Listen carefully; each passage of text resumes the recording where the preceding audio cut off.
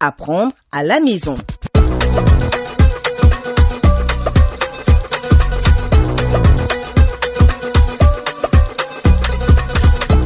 Apprendre à la maison, votre rendez-vous hebdomadaire sur Radio Gabon. Nous sommes jeudi 30 juillet 2020, plus que 20 jours avant le début des épreuves du premier groupe pour le compte du baccalauréat. Chers apprenants, bonjour. Depuis la semaine dernière, nous avons commencé un nouveau programme axé essentiellement sur la correction des exercices type bac, correction accompagnée de quelques conseils méthodologiques. À titre de rappel, l'histoire-géographie au bac, c'est la dissertation qui a deux composantes, le sujet de type 1 qui est une question de cours et le sujet de type 3, c'est un exercice de synthèse. Cet exercice nécessite la mobilisation de plusieurs notions vues de façon éparse en situation de classe. Le deuxième exercice, quant à lui, est le commentaire de documents ou sujet de type 2. À l'aide de 3 documents et de 3 consignes, l'apprenant fait un commentaire dirigé. Pour la séance d'aujourd'hui, nous ferons dans la première partie de notre émission consacrée à l'histoire, la nouvelle détente des relations Est-Ouest de 1985 à 1991. Il faut dire, chers apprenants, depuis la fin de la conférence d'Helsinki en 1975, l'URSS a repris la course aux armements et l'expansion de sa doctrine à travers le monde. Les États-Unis, traumatisés par l'issue de la guerre du Vietnam, assistent presque passivement à ce regain de tension. Plus grave, le scandale du Watergate, qui a contraint le président Nixon à démissionner en 1974, écorne davantage le prestige de la première puissance du monde. L'arrivée au pouvoir de Jimmy Carter en 1976 va conforter de plus en plus le repli diplomatique des États-Unis. La politique de bon sentiment de Carter laisse libre cours à l'URSS qui ne lésigne pas sur les moyens pour conquérir les territoires abandonnés par les États-Unis. Mieux, elle prend possession de certaines anciennes colonies portugaises, c'est le cas de l'Angola et du Mozambique. En novembre 1980, Ronald Reagan est élu président de la République. Il proclame le retour de l'Amérique sur la scène internationale.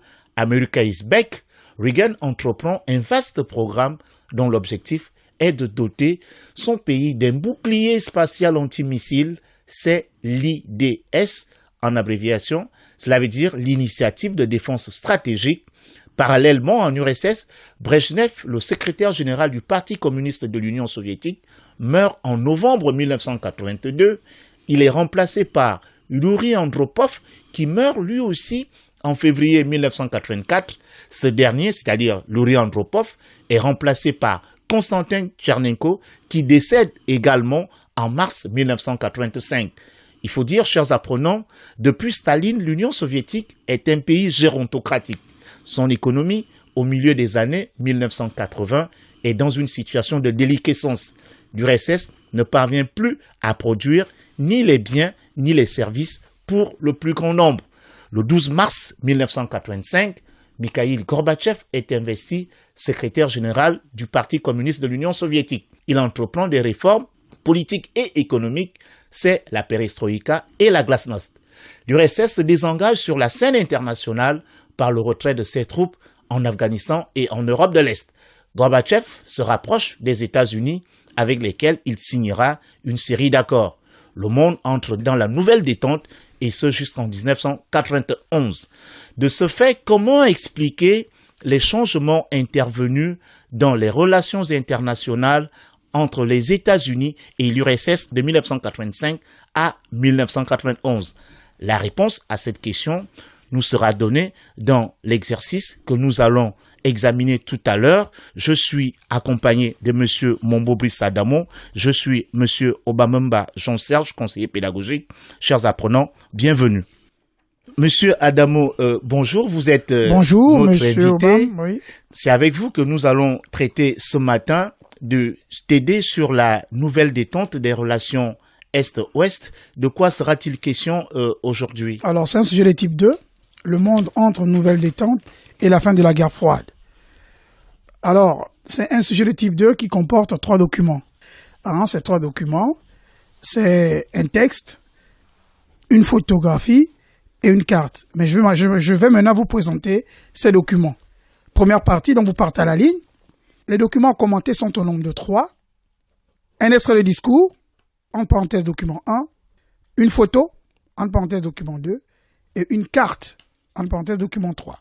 L'auteur du document 1, oui, allez-y. L'auteur du document 1 est Mikhail Gorbatchev, secrétaire général du PQS et premier responsable de l'exécutif soviétique entre 1985 et 1991. Oui, Monsieur Mombo, je ne vous coupe pas. Il faut rappeler aux apprenants que la semaine dernière, on a abordé un sujet de type 2 en géographie. On a parlé du Gabon, on a parlé de la diversification de l'économie gabonaise.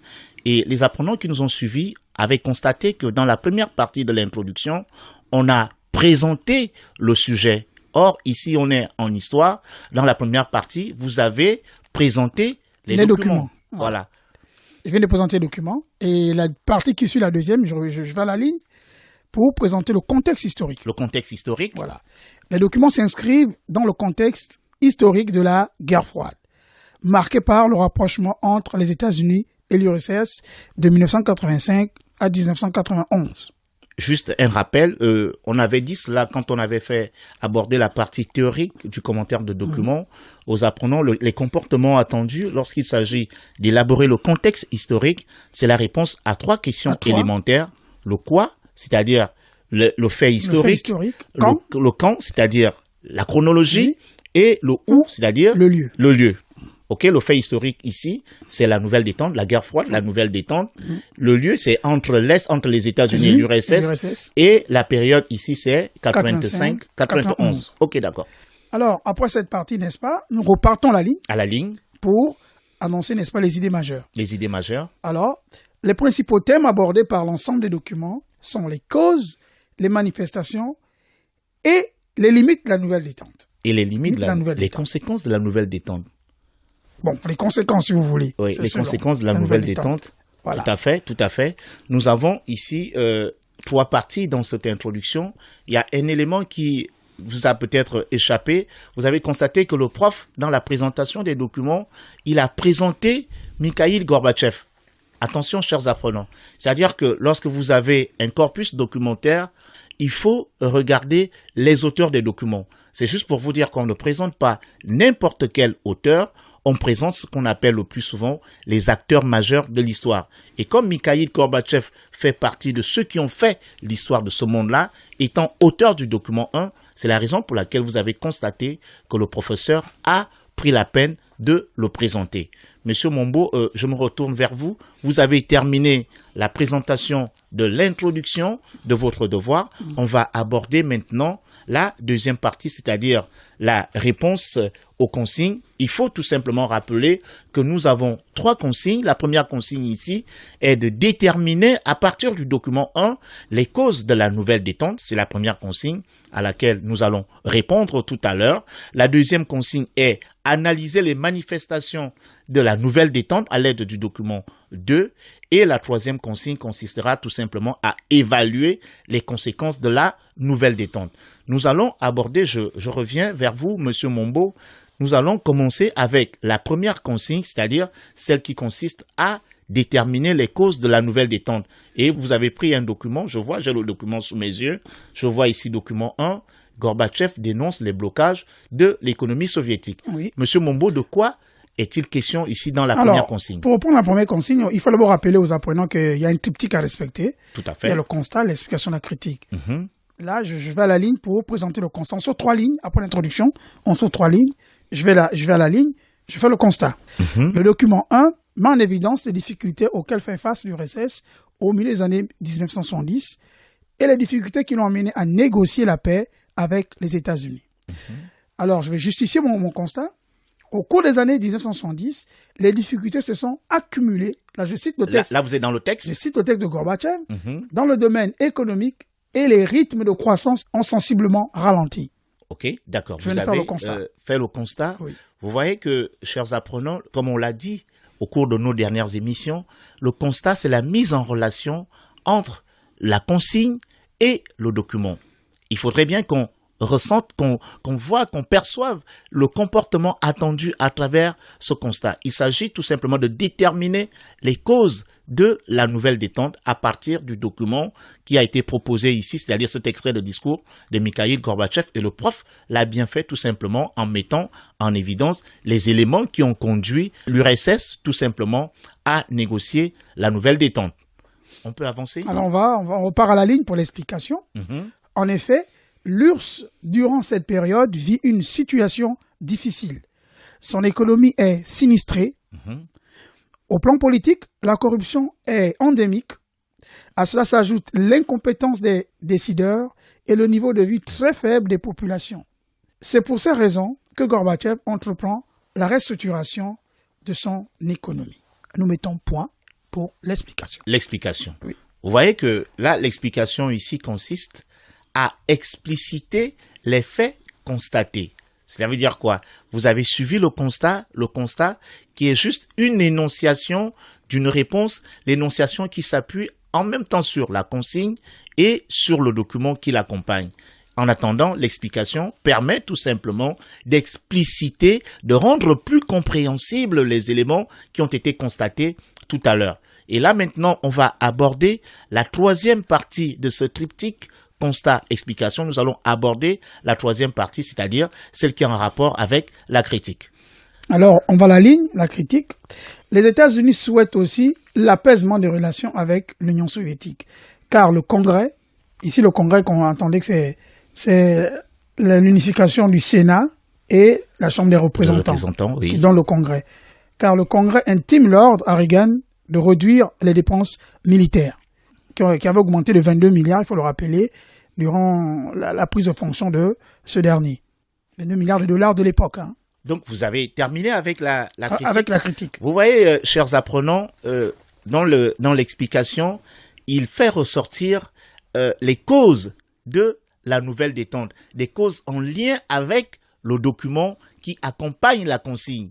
Et dans la critique, ici, il fait toujours ressortir les mêmes causes de la nouvelle détente, c'est-à-dire la pression exercée par le Congrès américain sur le président Reagan, la pression en rapport avec la réduction des dépenses militaires.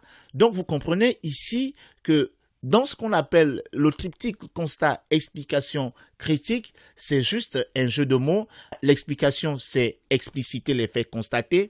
Et la critique permet tout simplement de continuer, de répondre toujours à la question, à la consigne, mais en sortant complètement du document. C'est ce qu'on appelle également en situation de classe le dépassement documentaire.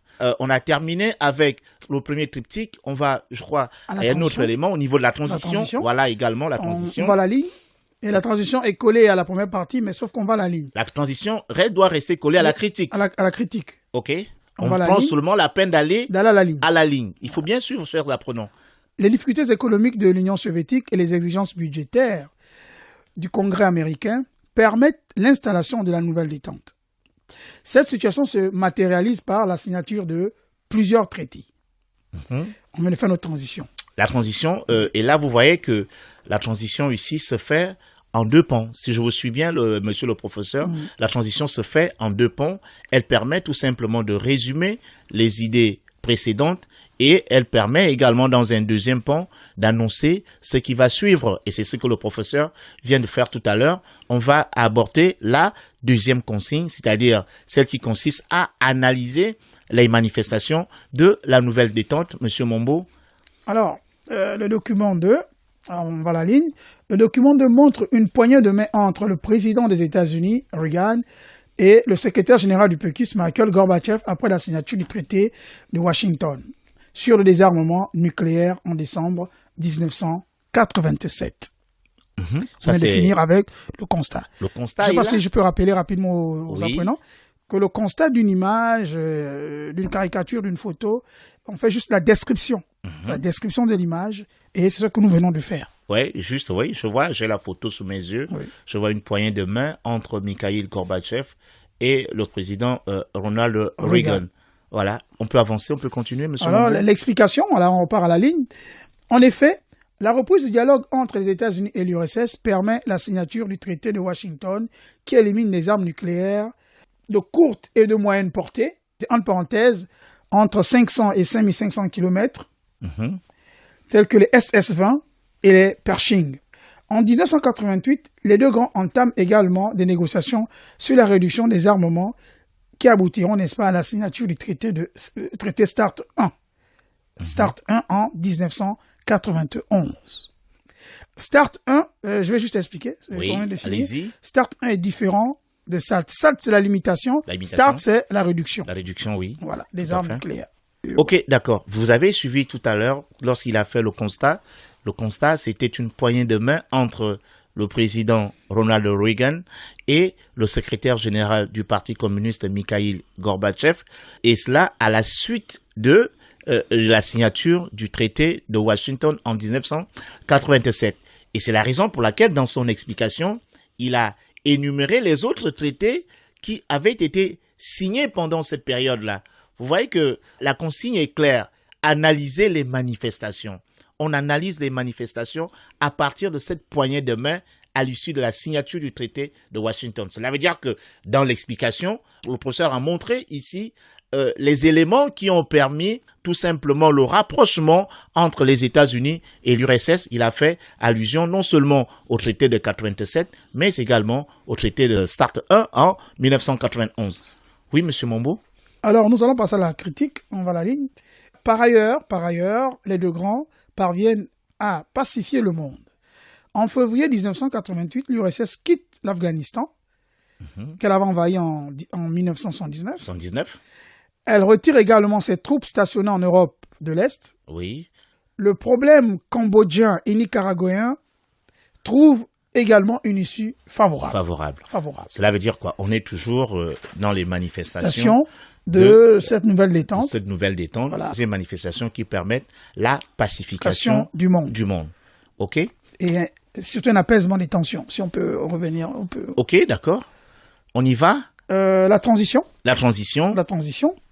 La pacification du monde et la signature des traités sur la réduction des armes de destruction massive caractérisent la nouvelle détente. Toutefois, celle-ci aboutit à l'effondrement du modèle communiste. Du modèle communiste. Toujours en deux temps. Bilan de la partie précédente, on annonce celle qui suit.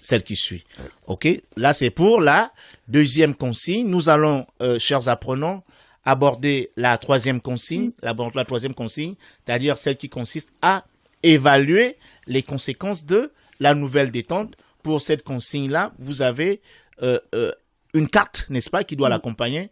Monsieur Mombo, je vais vous laisser le soin de faire le constat. Alors, le document 3 présente la carte de l'Union soviétique. Elle met en évidence des limites de l'URSS en 1990 et les frontières des nouvelles républiques en 1991. Et la guerre d'indépendance. C'est un pays formé de 15 États en 1990, 22 millions de kilomètres carrés. En 1991, certains pays proclament leur indépendance. C'est le cas du Kazakhstan, du l'Ouzbékistan. À cela s'ajoute la guerre de Tchétchénie. Alors, on vient de finir avec le constat. Oui, en fait, il faut tout simplement dire que l'énumération que vous avez faite tout à l'heure n'est pas exhaustive. Parce qu'on a d'autres pays comme le Kyrgyzstan, le Tadjikistan, la Biélorussie, l'Ukraine, l'Estonie, la Lettonie. Voilà. Donc, on peut avancer. Vous avez fait le constat. On va expliquer. Il faut faire maintenant l'explication. En effet, la perestroïka suscite au sein des pays qui composent l'URSS des velléités indépendantistes. En 1990, les pays baltes proclament leur indépendance. Ils sont suivis par les pays du Caucase. On vient également de finir avec l'explication. Vous voyez qu'on est toujours dans la troisième consigne, celle qui consiste à évaluer les conséquences de la nouvelle détente. Pour accompagner cette consigne, le professeur a choisi une carte qui montre les différentes situations de l'URSS en 91, où on a encore un pays formé de 15 États, si on peut le dire ainsi, et en 91, on a de nouvelles frontières, et ces nouvelles frontières nées de l'indépendance de plusieurs composantes de l'ancienne URSS. Et c'est cela qu'il a explicité ici dans la deuxième partie de la réponse à la consigne. On va maintenant aborder la troisième partie de votre consigne, c'est-à-dire la critique. Oui, Qu'est-ce qu'on peut retenir? Voilà, par ailleurs, on assiste à l'effondrement des démocraties populaires. La Pologne et la Hongrie sont les premiers pays à se libérer du joug à travers le changement de régime. En Roumanie, le président Ceausescu est exécuté avec sa femme le 25 décembre 1989. Tous les régimes communistes tombent cette année. Ainsi, le 9 novembre 1989, le mur de Berlin, n'est-ce pas, est détruit. Est détruit, point.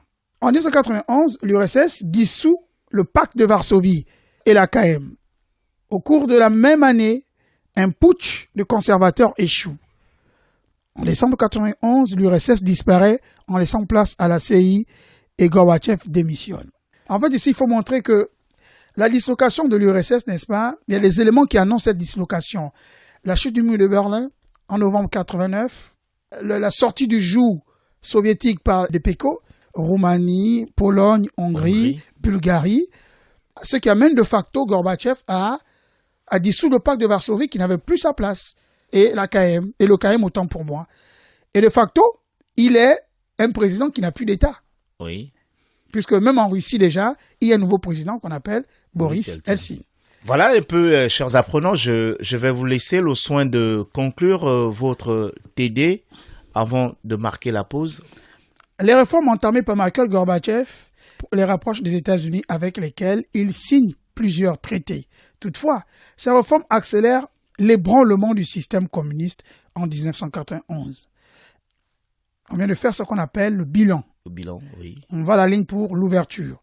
L'effondrement de l'URSS fait des États-Unis la superpuissance du monde. Ok, d'accord. Vous avez terminé votre TD. Donc, on va vers un monde unipolaire. Unipolaire. Donc, on parle de la bipolarisation à l'unipolarisation, gérée par les États-Unis d'Amérique. Voilà, chers apprenants, ce qu'il fallait retenir sur la nouvelle détente et au niveau des approches méthodologiques. Je tiens tout simplement à rappeler ici que lorsque vous avez un sujet de type 2 en histoire, surtout au niveau de l'introduction, le comportement n'est pas le même en géographie. Vous avez suivi tout à l'heure comment le professeur a commencé son introduction par la présentation des documents, la présentation de la nature des documents. Il a présenté la nature des documents. Ensuite, il a présenté l'auteur du document 1. Je le disais tantôt, que lorsque vous avez un ensemble de documents à commenter, il faut regarder les auteurs des documents.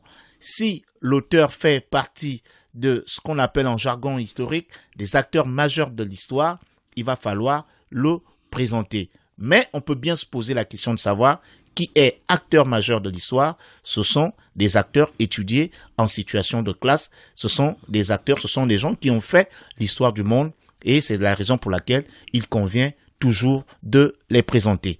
Voilà, chers apprenants, nous allons marquer une pause avant de nous retrouver tout à l'heure. Je tiens à vous rappeler que je suis toujours accompagné de Monsieur Mombo Brice Adamo, enseignant au lycée Montalier de Libreville. Je suis Monsieur Obamamba, conseiller pédagogique, enseignant au lycée d'État de l'Estuaire, qu'on appelle le lycée Paul Njenjen Gonju. Nous allons juste marquer une pause. On se retrouve dans un tout petit moment.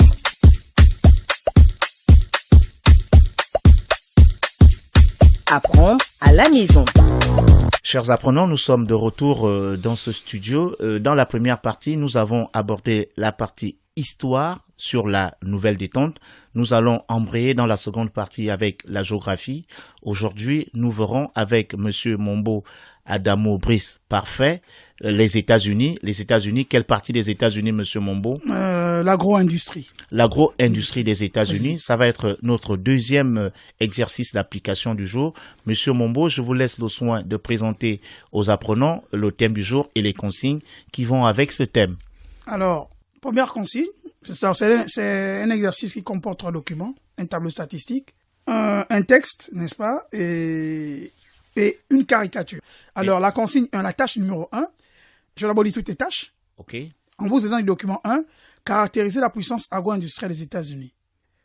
Deuxième tâche, en vous appuyant sur le document 2, analyser les facteurs de la puissance agricole des États-Unis. Document 3, en vous inspirant le document 3, n'est-ce pas, examiner les raisons qui amènent les Européens à être réticents face aux États-Unis. Ok, d'accord. Donc, je vais reprendre ici. Je vois, première tâche, première consigne, caractériser, apportant du document 1, la puissance agro-industrielle des États-Unis. On va commencer par l'introduction, n'est-ce pas? Oui. Ok, allez-y. On va à la ligne, on va d'abord présenter le sujet. Avec une surface agricole utile de plus de 400 millions d'hectares, les États-Unis sont de loin l'une des plus grandes puissances agricoles du monde, de par sa productivité, ses rendements et ses facteurs de production. On vient de finir avec la première partie. La première partie. On va à la ligne, on va maintenant présenter les documents, puisqu'on est en géographie. Pour parler de cette agriculture, 3 documents sont à commenter. Vous voyez bien comment j'ai commencé? Pour parler de cette agriculture, pour éviter la cassure, 3 documents sont à commenter. Un tableau statistique, document 1, un essai de texte, document 2, et une photo, document 3. Ok, d'accord. À la ligne, maintenant. Je ne vous coupe pas. C'est juste un rappel aux apprenants.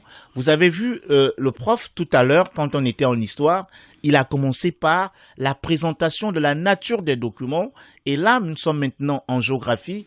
Il commence par la présentation du sujet. Il a présenté le sujet en disant avec une surface agricole utile, ce qu'on appelle les SO, de plus de 400 millions d'hectares, les États-Unis sont de loin l'une des plus grandes puissances agricoles du monde de par sa productivité, ses rendements et ses facteurs de production. Vous voyez que là, il a présenté son sujet. Or, en histoire, il a dit les documents à commenter sont un extrait de texte et un extrait de discours, ainsi de suite.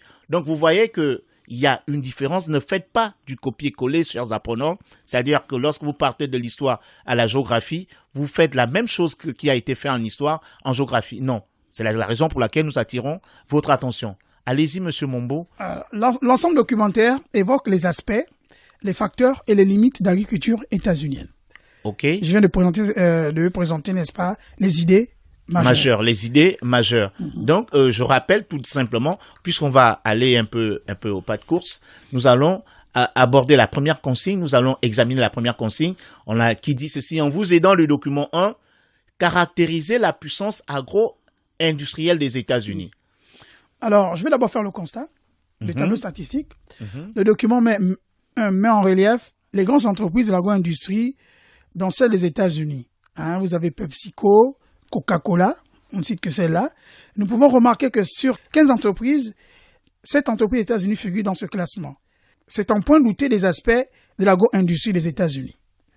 Vous voyez, chers apprenants, la consigne est bien claire. On demande de caractériser la puissance agro-industrielle des États-Unis.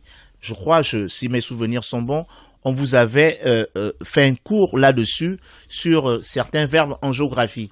Parce que quand on vous demande de caractériser en géographie, on vous demande de faire ressortir de façon implicite les manifestations de la puissance agro-industrielle des États-Unis. Et vous voyez, le prof pour accompagner cette consigne, il a choisi un tableau statistique. Dans ce tableau statistique, on a 15 majors, c'est-à-dire les 15 plus grandes entreprises agroalimentaires du monde. Et parmi ces 15-là, les États-Unis ont 7 entreprises. Vous voyez un peu, c'est énorme. Cela prouve à suffisance la part ou le rôle que joue l'agro-industrie des États-Unis à travers le monde. On va aller on va faire le constat, on va à la ligne. On va maintenant, on va expliquer. Merci, on va expliquer. Ces aspects agro-industriels illustrent la place qu'occupent les États-Unis dans ce pan de l'économie mondiale. Depuis plusieurs années, un axe stratégique se concentre sur la course à la taille avec d'autres firmes multinationales des autres régions de la triade. C'est une condition pour réaliser des économies d'échelle.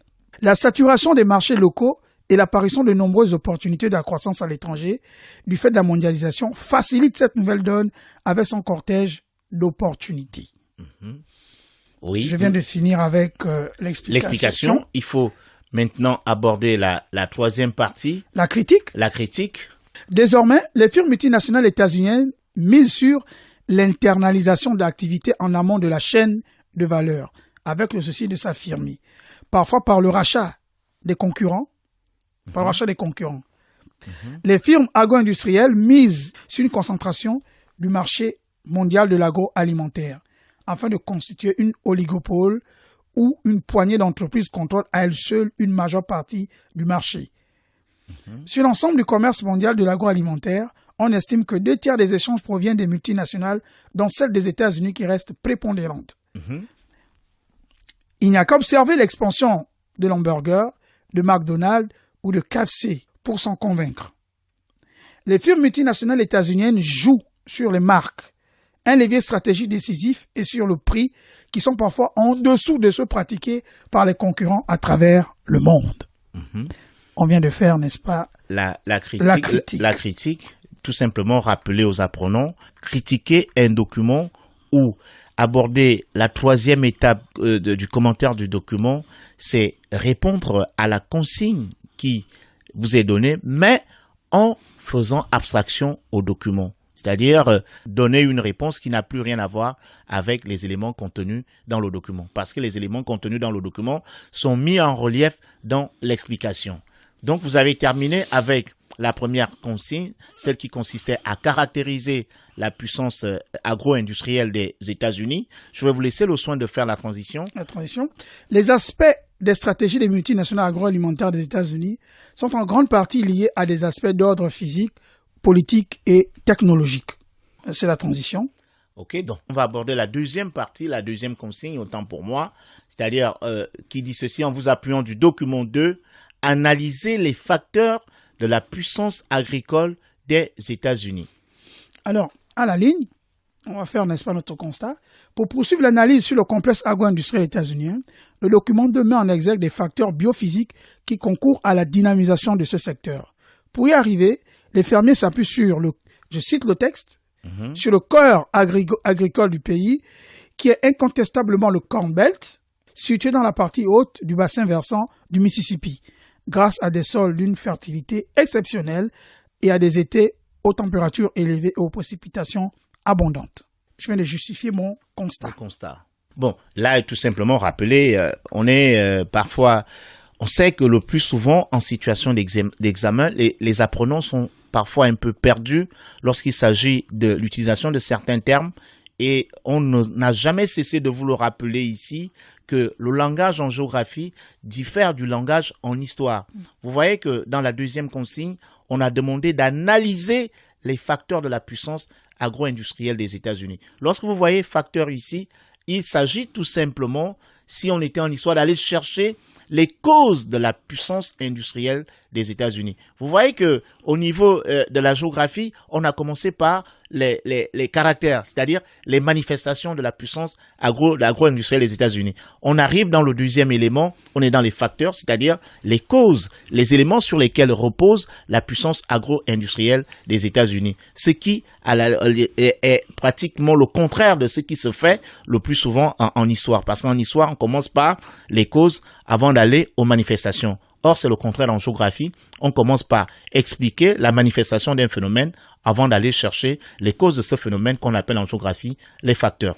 Monsieur Mombo? Oui, à la ligne d'explication.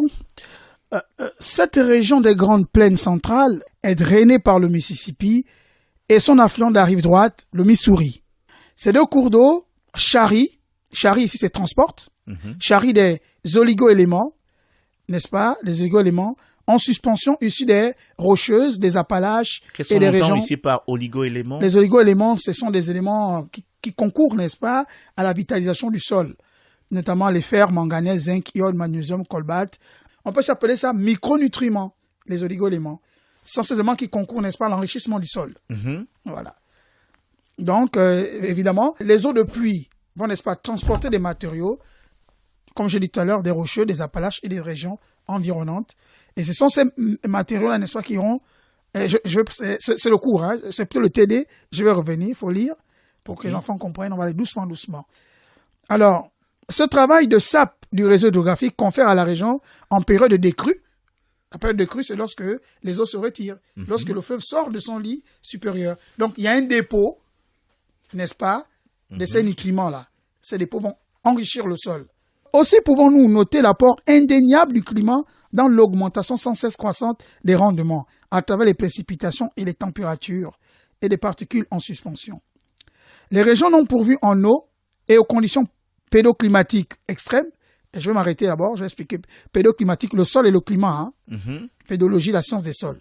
Pédoclimatiques extrêmes sont valorisés grâce à un fantastique travail d'ingénierie hydraulique. C'est l'irrigation. Cette variété pédoclimatique explique une spécialisation régionale aux États-Unis. Tout à fait.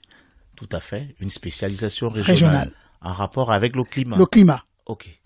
D'accord. Vous avez terminé avec l'explication. La partie explicative. Oui, on va aborder la dernière partie de cette consigne, c'est-à-dire la critique. S'il est vrai que les facteurs bioclimatiques contribuent au développement de l'agriculture états-unienne, il n'en demeure pas moins que le pays, grâce à son immensité, à son niveau de développement et aux subventions de l'État, se hisse parmi les mieux nantis en denrées alimentaires. En effet, avec 414 millions d'hectares de surface agricole utile, dont seulement 154 sont utilisés, les États-Unis sont l'un des rares pays au monde à détenir d'aussi grands espaces agraires. De même, le pays a développé des outils innovants et des capitaux qui encouragent les exploitants agricoles. Ces leviers permettent à ces derniers d'être compétitifs sur le marché international en période d'expansion, comme en période de crise. Ainsi, les agriculteurs sont dotés d'équipements puissants qui partent de l'informatique aux biotechnologies, en passant par le téléguidage accompagné d'un GPS afin d'utiliser des variétés génétiquement modifiées de manière optimale. Les pouvoirs publics ne sont pas en reste. Ils interviennent sur toute la chaîne afin de fournir un filet de sécurité aux revenus des farmers. Oui, ça c'est la critique. La critique. C'est vrai que je constate ici qu'on peut ajouter d'autres éléments qui, par exemple, le rôle de la population. Une population très dynamique. Une main-d'œuvre très dynamique, hautement qualifiée, une main-d'œuvre disposant d'un pouvoir d'achat élevé, une main-d'œuvre capable de servir d'abord comme étant les premiers consommateurs des produits agroalimentaires des États-Unis d'Amérique. Donc, c'est pas exhaustif, chers apprenants. Il faut tout simplement retenir une chose, c'est que lorsqu'on fait la critique vous permet de procéder au dépassement documentaire. Et ce dépassement documentaire consiste tout simplement à répondre à la consigne donnée sans plus s'appuyer sur le document. C'est ce que le prof vient de faire tout à l'heure. Ça veut dire que nous avons d'autres éléments qu'on peut intégrer comme ça, qui rentrent dans le cadre des facteurs de la puissance agro-industrielle des États-Unis d'Amérique. Je vais vous laisser le soin de faire la transition. La transition, oui. La transition. Oui. Toutefois, cette puissance agricole est confrontée à de nombreux problèmes.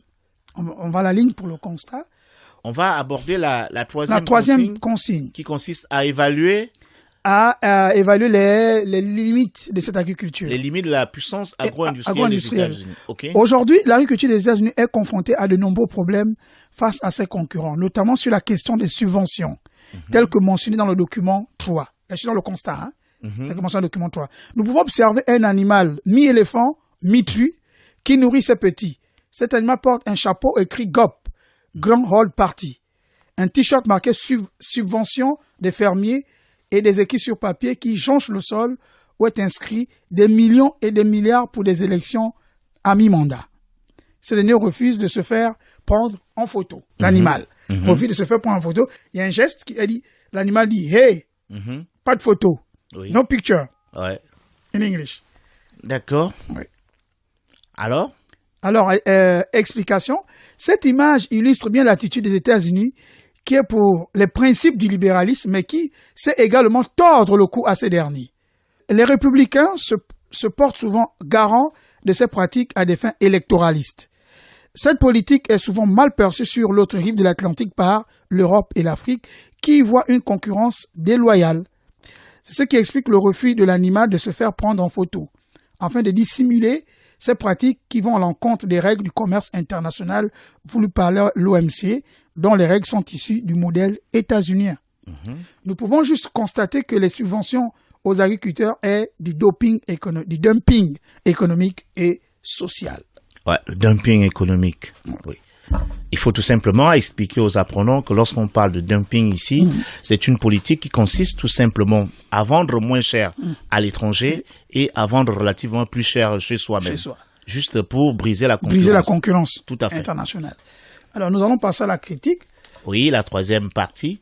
Le problème mentionné plus haut n'est pas le seul rencontré dans l'agriculture états-unienne. En effet, l'agriculture des États-Unis est confrontée aux fortes disparités entre fermiers de petite taille et de grandes entreprises. Les subventions de l'État fédéral aux fermiers états-uniens mettent en mal les agriculteurs de l'économie monde. Les organismes génétiquement modifiés sont la cible de certaines opinions publiques à cause de leur action sur la santé humaine. Aussi, pouvons-nous ajouter les problèmes environnementaux, donc la pollution, tels que l'érosion des sols et la salinisation de ces derniers. Cette agriculture dépend des marchés extérieurs, d'où le débat au sein de l'OMC sur les normes. On vient de finir avec la critique. Avec la critique. Évidemment, ce n'est pas exhaustif. On est allé à l'essentiel compte tenu du temps qui nous est imparti. Ok, d'accord. Nous allons terminer ce TD-là tout à l'heure avec la dernière partie. Je crois la conclusion. Monsieur Mombo, vous avez prévu une conclusion pour les apprenants. Oui. Je vous laisse le soin de terminer votre Alors, TD. comment faire la problématique du type 2 plutôt le bilan. Oui, la conclusion. Oui. Alors, c'est de faire la jonction des phrases de transition et une synthèse de la partie suivante. Dernière partie. Voilà, la dernière partie. Donc, voilà ce que nous avons retenu comme bilan de notre commentaire. Le complexe agro-industriel des États-Unis est de loin l'un des plus excédentaires au monde. Cela se vérifie à travers ces firmes multinationales qui déversent à travers le monde des produits manufacturés. Vous avez Coca-Cola, vous avez Hamburger, vous avez... Vous êtes dans la conclusion, monsieur Mombo. Excusez-moi. Cette production fortement capitaliste et productive dans cette position à son environnement pédoclimatique, à l'ingénierie, à l'informatique, aux biotechnologies, au téléguidage et à l'intervention de l'État. Toutefois, cette agriculture connaît des difficultés face à ses concurrents du système monde. Elle est également en proie à de nombreuses difficultés sur l'usage des OGM et ses conséquences sur la santé humaine, ainsi que les problèmes environnementaux. Je viens de faire, n'est-ce pas, le bilan du travail. Si vous me permettez, pour l'ouverture. Allez-y. L'ouverture. Cette tendance risque de se prolonger. La poursuite de l'accroissement de la productivité du travail soutenue par la politique agricole de l'État fédéral apparaît comme un enjeu décisif pour le maintien de la position des États-Unis sur le marché mondial, qui apparaît de plus en plus dépendante du marché chinois. Ok, d'accord. Voilà. Je vais expliquer rapidement aux enfants, aux apprenants. Je peux donner une petite explication. Il faut reconnaître que c'est vrai qu'ils produisent suffisamment, mais ils dépendent de la consommation des Chinois aujourd'hui. La Chine, c'est un grand marché. Un grand marché. Presque 1,5 milliard. Presque 1,5 milliard, c'est énorme. Voilà, c'est énorme. Bon, voilà un peu, chers apprenants, votre exercice d'application sur le commentaire de documents. Aujourd'hui, en géographie, on a parlé de l'agriculture des États-Unis d'Amérique. Monsieur Mombo, vous n'allez pas partir. Nous avons reçu quelques courriers de la part de certains élèves et de certains collègues. J'ai une question. Il y a un collègue qui me demandait de préciser la problématique dans la dissertation. Qu'est-ce qu'on peut dire à ces collègues-là? Parce que la fois dernière, on avait abordé trois éléments de problématiques. Qu'est-ce qu'on peut réellement, concrètement dire aux élèves, aux apprenants? Parce que tout simplement, il y a certains qui sont pour l'alignement des interrogations, d'autres sont pour la reprise de l'intitulé du sujet dans la problématique. Il y a également d'autres qui voudraient qu'on puisse choisir un verbe fédérateur pour annoncer une problématique. Qu'est-ce qu'on peut bien dire à ces collègues? En réalité, le contrat 2014 est clair. Il est question de trouver un verbe fédérateur pour annoncer notre problématique. On peut prendre un exemple. Comment analyser, n'est-ce pas, les rapports Est-Ouest entre 1962 et 1975. C'est une problématique. Il n'est pas question de dire quelles sont les causes, quelles sont les manifestations, et revenir à la ligne encore dire nous allons parler des causes. Vous voyez qu'il y a un double emploi. Il faut trouver juste un verbe fédérateur avec, n'est-ce pas, une interrogation à la fin. Une seule phrase interrogative. Pas deux et pas trois. Nous ne formons pas des spécialistes en histoire, mais ce ne sont que des apprenants. Oui. Il ne faut pas compliquer la tâche à ces derniers. Et surtout qu'il y a certains qui pratiquement font un prolongement entre la problématique en fac et la problématique au lycée. Et vous avez bien fait de le dire que nous n'avons pas affaire aux historiens, géographes, nous avons affaire aux élèves de classe de terminale. Donc nous retenons tout simplement ici, je m'adresse à certains de nos collègues, je pense à nos collègues qui sont au niveau d'OIM, je pense à monsieur Abesolo Elvis, je pense à monsieur Obam Chanlin, je pense également à notre collègue qui nous a fait un coucou, qui est monsieur Abeng Fofostin, qui est au CS de Bolossoville. Je pense également comme cela à nos collègues de Mwanda, je vois Sombe Justin, je vois vois Émile Moussa, je vois Biga Christian, je pense aussi à certains de nos collègues de Port-Gentil, Surprise en Corée ou encore Mouyemé Bruno. Donc vous nous retenons ici que la problématique voudrait tout simplement, il faut amener l'élève à prendre un verbe fédérateur, un verbe qui ne puisse plus l'amener à utiliser les mêmes éléments qui sont dans l'intitulé du sujet. Je prends un exemple, tout simplement. Un exemple, vous avez un sujet de type 1 sur les causes et les causes des manifestations. Bon, d'un phénomène de la Seconde Guerre mondiale. Vous voyez un peu les causes et le déroulement de la Seconde Guerre mondiale. Si vous dites quelles sont les causes de la Seconde Guerre mondiale, quel est le déroulement de la Seconde Guerre mondiale, lorsque vous allez revenir pour l'annonce du plan, vous serez bien obligé d'utiliser les mêmes verbes. C'est la raison pour laquelle il serait intéressant de choisir un verbe fédérateur qui puisse permettre à l'élève de poser tranquillement sa problématique et d'utiliser tout simplement les éléments contenus dans le sujet pour faire son annonce du plan. Voilà, chers apprenants, nous allons nous arrêter là aujourd'hui. J'étais accompagné de Monsieur Mombo Brice Parfait. Nous avons tour à tour abordé dans la première partie la nouvelle détente en sujet de type 2 et dans la seconde partie, nous avons vu l'agriculture des États-Unis d'Amérique. J'espère que tout simplement, vous avez pris note de tout ce que nous vous avons donné comme élément, tout simplement. Pour tous ceux qui ont des problèmes, n'hésitez pas d'appeler au 066 56 55 66. Je reprends 066 56 55 66. Nous étions heureux d'être en votre compagnie. Nous osons espérer vous retrouver la semaine prochaine. Mais retenez une chose, si nous faisons ces cours-là, c'est à cause de la situation sanitaire au Gabon, marquée par la COVID-19. Évitez les sorties inutiles. Et si vous décidez de sortir, prenez toujours la peine de porter votre masque parce que grâce à ce masque-là, cela vous protège et cela protège également vos amis. Si vous devez éternuer, faites-le dans le creux de votre coude. Je suis Monsieur Obamamba Jean-Serge, conseiller pédagogique. On se retrouve la prochaine fois. Merci, au revoir, ciao.